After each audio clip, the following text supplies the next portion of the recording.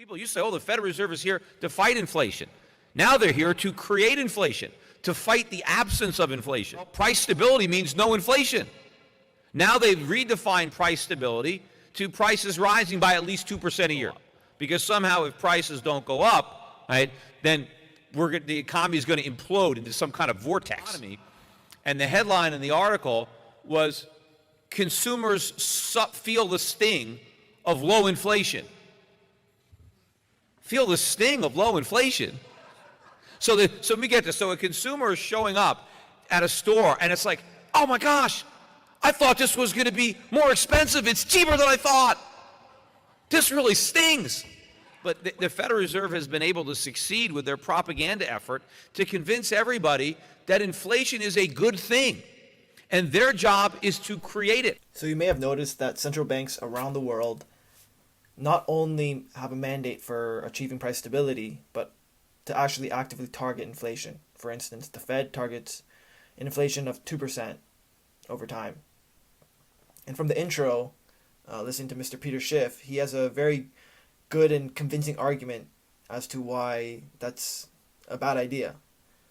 And I too used to share his belief, but I've since come to understand some of the rationale behind inflation targeting.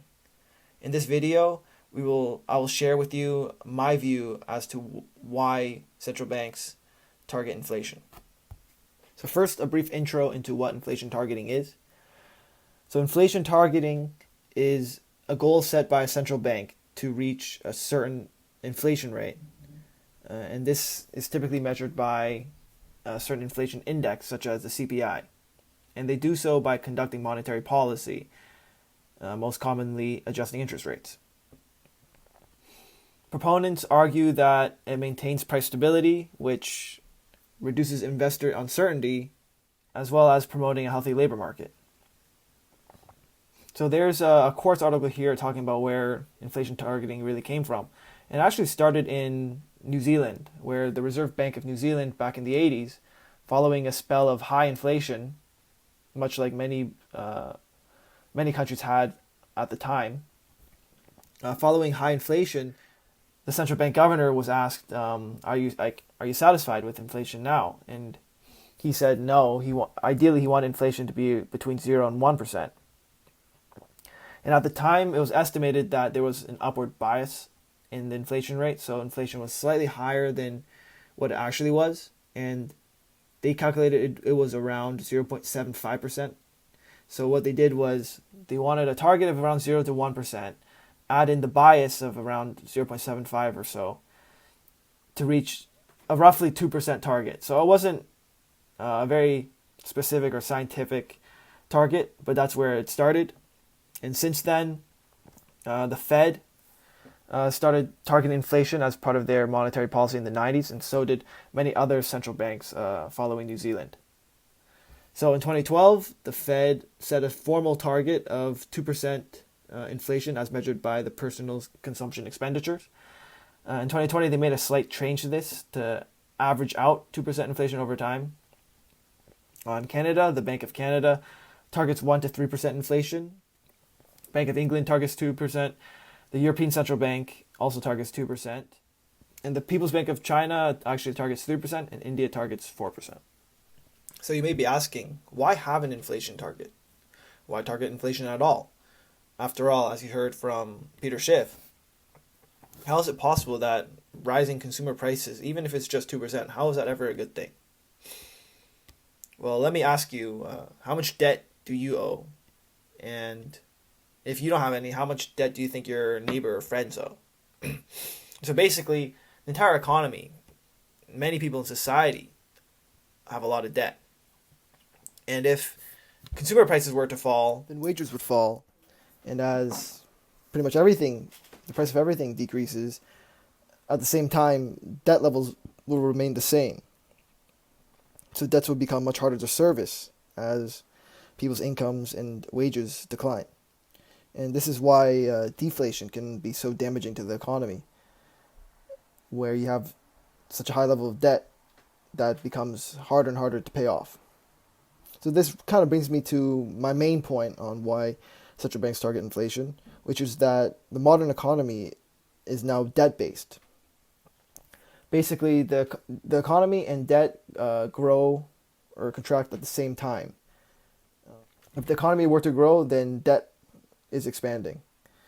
This is actually a fact that is pointed out by the macroeconomist Richard Duncan. He actually coins the debt-based economy that we live in as creditism rather than capitalism. So basically, he points out that since the 1950s or around there, every time the total debt in the economy grows by less than 2%, the economy slips into a recession. And it only gets out of a recession after a large spurt in debt creation. So money, most of the money we see nowadays, or what we have, other than coins and cash, has been loaned into existence. So it's created off debt. And to pay off these debts, these obligations, the money supply must increase. And this can either be done by increasing velocity, or more often it's through actually increasing debt levels, as I mentioned. So let's give an example. Say we have an economy comprised of just 10 people, and those 10 people all took out loans that were to be paid back plus interest after 5 years. Well, once 5 years come, there wouldn't actually have been enough money that was created to even pay it off. So that's why, over the long run, for the economy to grow and for debts to be serviced, you'd have to have a money supply that's continuously increasing, and often that means an increasing level of debt within the economy. So previous debts could be repaid, and if the money supply were to contract, then you get the situation that I gave an example for. There wouldn't be enough money to even pay off debts, and you'd get the debt deflation spiral. So inflation targets help to achieve an increasing money supply, which helps pay off debt burdens and avoids the risk of a depressionary spiral. And there's another reason why central banks target inflation. And to explain, we must first look at the primary functions of a currency, which are a store of value, a unit of account, and a medium of exchange. But you can see two of these primary functions, a store of value and a medium of exchange, are actually at odds of each other. They're almost contradicting. That is because if something is a very good store of value, then you wouldn't want to use it as a medium to transact for goods and services. And there's a great example really in the Bitcoin community, the hodling community. If you're a Bitcoin investor, then you're encouraged to spend your fiat and hold onto your Bitcoin. Why is that? Well, it's because Bitcoin is expected to hold its value or even grow in value versus your fiat, so you want to hold on to that. But in a currency, this is not such a good thing. Currencies need to be frequently used in order to have economic activity. And targeting a slight inflation rate can help even balance the scales from saving to even encourage increased spending and investment, which can increase economic activity. Now, despite the fact that I do see merit in inflation targeting, there's no denying that there are many issues of it. First of all, as Peter Schiff pointed out, how could rising prices possibly be a good thing for consumers? Well, often they may not be, especially for low-income households and individuals. They are the most hurt by inflation. These are the folk that don't really have any assets that go up with inflation, such as houses or precious metals and stocks, etc. And they mainly save in cash. And of course, if cash is to be inflated away and loses its value over time, then that's terrible for holders of long-term holders of cash, or people who primarily hold cash. Next, focusing solely on inflation of consumer goods, which is what most central banks do, this can lead to lots of excess and speculative bubbles in other asset classes. You can see that in the States with the dot-com bubble and then the housing bubble.